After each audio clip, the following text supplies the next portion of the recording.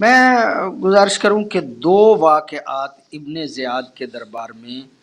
دو اہم شخصیتوں کے بہت اہمیت رکھتے ہیں۔ ان میں ایک تو پیغمبر گرامی صلی اللہ علیہ وآلہ صلی وسلم اللہ کے علیہ صحابی ہیں زید بن ارقم۔ یہ زید بن ارقم تاریخ میں بہت اہمیت کے حامل یہ شخصیت ہے۔ پیغمبر گرامی صلی اللہ علیہ وآلہ وسلم، آج کل آپ نے دیکھا ہوگا کہ بعض لوگ خاص طور پہ جماعت اسلامی والے، وہ جب کچھ سکولوں کی انہوں نے چین بنائی ہے جس کا نام رکھا ہے دار ارقم، صحیح وہ دار ارقم جو چین بنائی گئی ہے اس کے پیچھے بھی جو میں سمجھتا ہوں بات ہے وہ یہ ہے کہ پیغمبر گرامی صلی اللہ علیہ وآلہ وسلم نے جب خفیہ تبلیغ رسالت کا آغاز کیا تو مختلف لوگوں کو مختلف جگہوں پہ جو ہے وہ تبلیغ کرتے تھے پیغمبر گرامی صلی اللہ علیہ وآلہ وسلم، اور پھر پہلے مرکز کے طور پہ جو گھر منتخب کیا گیا وہ سرکار پیغمبر گرامی کے صحابی اسی ارقم کا صحابی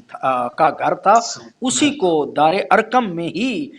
پہلا گویا مدرسہ اور پہلی تبلیغ کی جگہ جو ہے وہ پیغمبر گرامی صلی اللہ علیہ وآلہ وسلم نے منتخب کی۔ اور میں سمجھتا ہوں کہ یہ بھی تاریخ میں چیز موجود ہے کہ حضرت عمر وہ آخری بندے تھے کہ جو دار ارقم میں آ کے مسلمان ہوئے تھے، اس کے بعد پھر تبلیغ کا آغاز جو ہے وہ ذرا وسعت سے ہوا۔ تو اس اعتبار سے بھی ارقم کا نام جو ہے وہ بہت معروف ہے، اور زید بن ارقم یہ ظاہراً اس صحابی کے بیٹے ہیں، اور انہوں نے پیغمبر گرامی صلی اللہ علیہ وآلہ وسلم کی جو ہے وہ صحابیت اختیار کی، اور انہوں نے پیغمبر گرامی صلی اللہ علیہ وآلہ وسلم کو خود سے دیکھا بھی، ایمان بھی لائے، اور جو ہے وہ سادات اور حسنین کے ساتھ پیغمبر گرامی خاص طور سیدہ شباب اہل جنہ کے ساتھ جو پیغمبر گرامی کا رویہ تھا وہ بھی انہوں نے اپنے طور پہ خود جو ہے اس کا مشاہدہ کیا تھا۔ یہی وجہ ہے کہ ابن زیاد کے دربار میں جب مولا کا سر لایا گیا تو اس بدبخت نے گستاخی کرتے ہوئے چھڑی کے ساتھ آپ کے دانتوں پہ اور آپ کے چہرہ اقدس پہ، آپ کے ہونٹوں پہ گستاخی کی جو ہے وہ چھڑی کے ساتھ۔ تو یہ منظر دیکھ کے جناب زید بن ارقم جو ہے وہ نہیں رہ پائے، انہوں نے کہا کہ تمہیں اس بات کا پتہ نہیں ہے، بتائے دیتا ہوں، میں موجود تھا اور پیغمبر گرامی صلی اللہ علیہ وآلہ وسلم نے حسنین کے بارے میں وصیت فرمائی تھی کہ یہ وہ دو ہیں کہ جن کے بارے میں تمہیں نصیحت و وصیت کرتا ہوں کہ یہ میری اولاد ہیں، یہ میرے بیٹے ہیں، ان سے پیار کرنا، ان سے محبت کرنا۔ اور میں دیکھ رہا تھا کہ پیغمبر گرامی اسی حسین کی اسی جگہ کے بوسے جو ہے وہ لیا کرتے تھے، اور جس جگہ پہ نبی کے ہونٹ لگتے تھے، نبی جس جگہ پہ بوسے لیا کرتے تھے، تو اس جگہ پہ گستاخی کر رہا ہے اور تو اس جگہ پہ چھڑی کے ساتھ جو ہے وہ گستاخی کر رہا ہے۔ تو اس کے بعد وہ بہت زیادہ غصے میں آ گیا، اور اس کی جو ہے وہ خواہش تھی کہ زید بن ارقم جو ہے اس کو بھی قتل کر دیا جائے، لیکن پھر کہا کہ یہ بوڑھا شخص ہے، اور مطلب کوئی بہانہ بنا کے جو ہے وہ معاملہ رفع دفع ہو گیا، اور حضرت زید بن ارقم جو ہے وہ بھی بڑے غصے کے عالم میں جو ہے وہ اس دربار سے باہر نکلے۔ ایک واقعہ تو یہ ہے حضرت زید بن ارقم کے حوالے سے کہ انہوں نے پیغمبر گرامی کے صحابی ہیں، اور انہوں نے وہاں پہ احتجاج بھی کیا، مولا سید الشہداء علیہ الصلوۃ والسلام کی عظمت کو بھی بیان کیا، اور مولا سید الشہداء کے ساتھ پیغمبر گرامی کی محبت جو ہے، ان کا پیار جو ہے، اس کا بھی اظہار اسی دربار میں جو ہے وہ کیا اور اظہار کیا۔ یہ تو ہے حضرت زید بن ارقم کے حوالے سے۔ البتہ ایک اور واقعہ جو ہے وہ بھی کوفے کے حوالے سے ہی ہے، اور وہ بہت ہی اہم ہے، وہ ہے حضرت عبداللہ بن عفیف ازدی کا۔ یہ عبداللہ بن عفیف ازدی جو ہیں یہ سرکار مولا کائنات حضرت علی علیہ الصلوۃ والسلام کے ساتھیوں میں سے ہیں، آپ کے محبوں میں سے ہیں۔ جمل، سفین، نہروان یہ ساری جنگیں جو ہیں ان میں عبداللہ ابن عفیف جو ہے وہ حضرت علی علیہ الصلوۃ والسلام کے ساتھیوں میں سے تھے. اس نے بھی انہوں نے بھی مطلب ابن زیاد کا خطبہ جو ہے وہ سنا اور ابن زیاد نے جو باتیں کی ان کو سنا. اور جو اس میں اصل بات ہے وہ یہ ہے کہ اس نے خطبے میں بڑے انتہائی ناگفتنی الفاظ استعمال کیے مولا سید الشہداء کے بارے میں بھی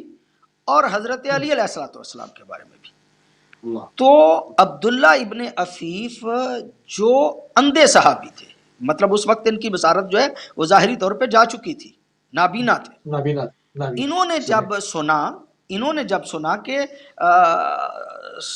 مطلب سید الشہداء کی بھی گستاخی کر رہا ہے اور مولا علی کی بھی گستاخی کر رہا ہے تو یہ اٹھ کھڑے ہوئے. انہوں نے اٹھ کے کہا کہ تو بدبخت ہے اور تو رسوا ہے اور تو اس قابل ہے، جو الفاظ تو ان کے لیے استعمال کر رہا ہے وہ ان کے لیے نہیں بنتے، وہ تیرے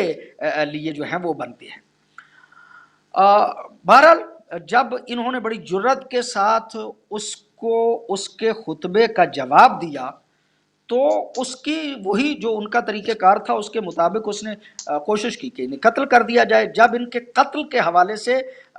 جو ہے وہ اقدام کرنے لگے تو ان کے ازد قبیلے کے لوگ کھڑے ہو گئے اور انہوں نے کہا کہ ہماری موجودگی میں یہ ایسا نہیں ہو سکتا. پھر وہاں پہ جنگ بھی ہوئی اور وہ بچ بچا کے حضرت عبداللہ ابن عفیف کو ان کے گھر چھوڑ کے آئے. پہلی بات تو موسوی صاحب یہ ہے کہ صحیح ہے کہ خاندان طہارت کے حوالے سے کچھ لوگوں نے بات کی،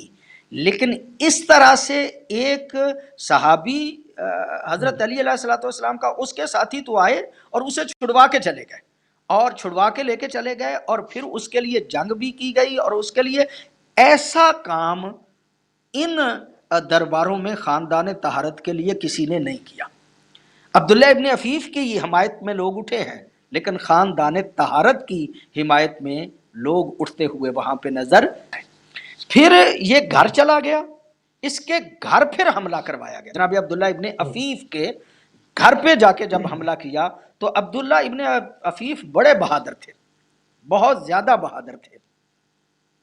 اگرچہ نابینا ہو چکے تھے تو ان کی ایک بیٹی تھی وہ بھی گھر میں موجود تھی. تو انہوں نے اپنی بیٹی کو کہا کہ مجھے تلوار دو، یہ حملہ کرنے کے لیے آ گئے ہیں تو تم مجھے یہ بتاتے رہنا کہ ادھر سے کوئی آ رہا ہے اور ادھر سے آ رہا ہے تو میں ان کا مقابلہ کرنے کے لیے تیار ہوں. یہ اپنے گھر میں بہت زیادہ اشقیاء کو انہوں نے فنار کیا اور نابینا ہوتے ہوئے بہت بڑا جہاد کیا اور دفاع کیا اپنی ذات کا بھی اور مطلب اسلام کے حوالے سے بھی. ظاہر ہے سید الشہداء علیہ الصلوۃ والسلام ہی کے حوالے سے ان پہ مشکلات اور پریشانیاں جو ہے وہ آئیں. آخر پہ جب انہیں گرفتار کر لیا گیا تو کہا کہ تمہیں پتہ اب تیری سزا کیا ہے؟ تمہیں ہم قتل کر دیں گے، تجھے اس بات کا پتہ ہی نہیں کہ تیری سزا جو ہے وہ قتل ہے. تو یہ مسکرائے اور مسکرا کے کہا بدبخت، میری تو ساری زندگی یہ دعا ہوا کرتی تھی کہ اے اللہ مجھے راہ خدا میں شہادت نصیب کرنا، مجھے شہادت جو ہے وہ میسر آئے. لیکن جب سے میری بصارت گئی تھی، جب سے میں نابینا ہو گیا تھا، میں مایوس ہو گیا تھا کہ مجھے شہادت اب نہیں ملنے والی، میں کسی ایسے میدان میں جاؤں گا ہی نہیں اور مجھے شہادت نہیں ملے گی. اور میں نے یہ دعا کی تھی کہ اللہ مجھے شہادت دینا اور کائنات کے بدبخت ترین انسان کے ہاتھوں مجھے شہادت میسر آئے. تو میری تو خوشی کی انتہا نہیں ہے کہ آج میری دعا اللہ نے قبول کر لی ہے اور تجھ جیسے بدبخت کے ہاتھوں میری شہادت ہو رہی ہے. تو